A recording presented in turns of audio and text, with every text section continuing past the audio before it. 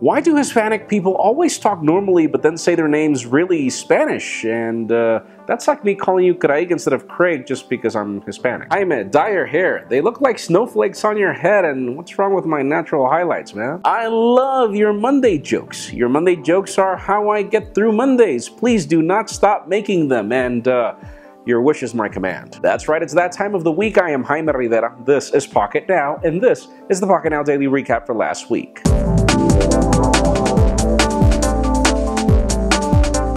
So on Monday I asked you, what do you think about the LG G4 leaks, as a microsite has pretty much spilled the beans on everything we were getting back then. Now LG has pretty much told us everything we're getting.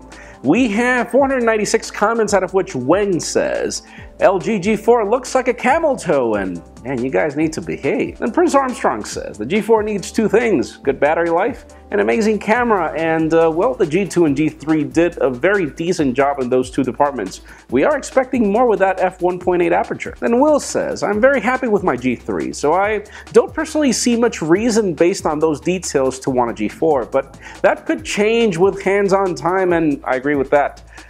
I don't like the G3 because of its display. I actually prefer the G2, so yeah, I'm looking forward to the G4, trust me. Then on Tuesday I asked you if you would prefer a Windows phone from HTC or an HTC One M9 for Windows, as the rumors are that HTC and Microsoft are working closely on a device for some time later this year.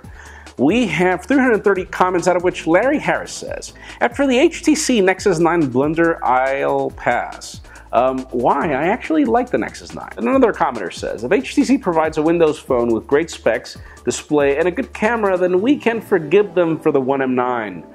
Agreed on that one. And Jonathan says, I want a new phone with Windows 10. I wonder why Microsoft bought Nokia, just to destroy our favorite brand, and I agree with you.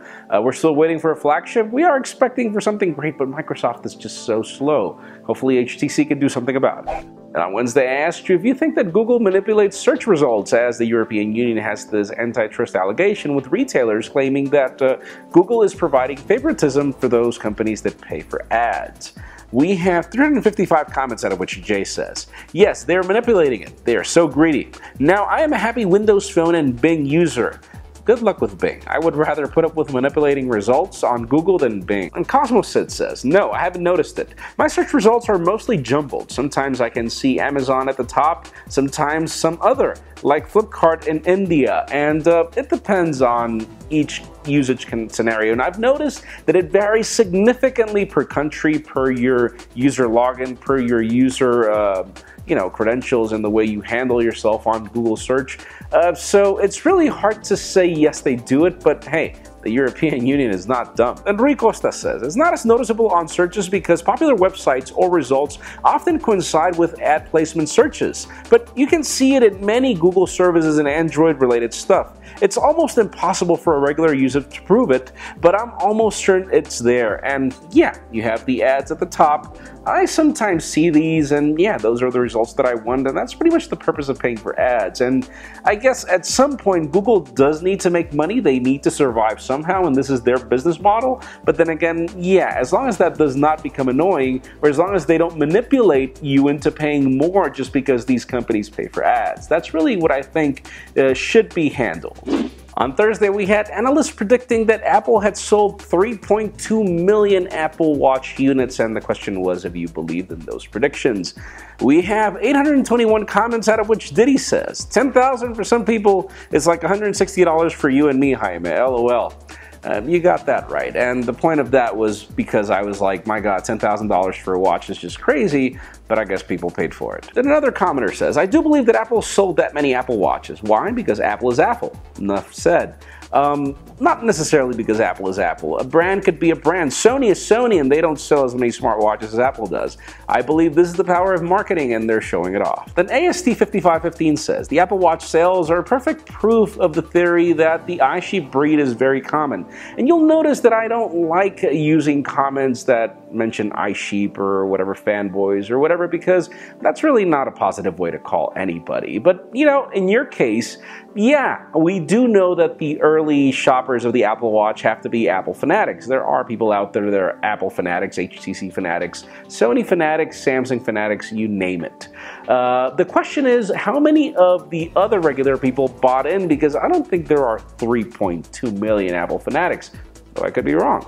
And finally, on Friday, I asked you, what did you want from OnePlus, as the company had an event to happen very soon. We have 357 comments, out of which one of them says, I would like to see a OnePlus 2, and I guess the whole world wants to see it. And Dark Black 22 says, obviously the OnePlus 2, but it will at least be best if they launch two phones, one high-end and one budget-friendly. And is it just me, or was the OnePlus One a budget-friendly flagship? It would be cool if they launched two phones, but it would be great if they kept them on the same pricing scheme. And then Yannick says, a OnePlus 2 without an invitation system, and yes, you are right. Probably the biggest problem with the OnePlus One is that, my God, it was just so difficult to get one. And yeah, that actually drives people crazy over wanting to have something. It drives desire. So there is a point behind this whole marketing scheme. I don't believe that they just ran out of supplies. I don't think that's the case. I think that the invitation system was on purpose, and it did hinder their sales. Fine, we know what OnePlus is now. Could you please just retail a phone the way you're supposed to, like everybody else does? That's it for our Pocketnow Daily Recap. Thank you very much for watching. A couple of tips if you want your comments to be featured. Number 1, keep them short. Number 2, stick to the point. Number 3, try to get some thumbs up. It helps spot them a lot easier. You can also follow us on social media. Subscribe to our YouTube channel as well. You can follow me on Twitter, Jaime_Rivera. Please give this video a thumbs up if you like what you saw. I am Jaime Rivera. Thank you very much for watching. We'll see you next week.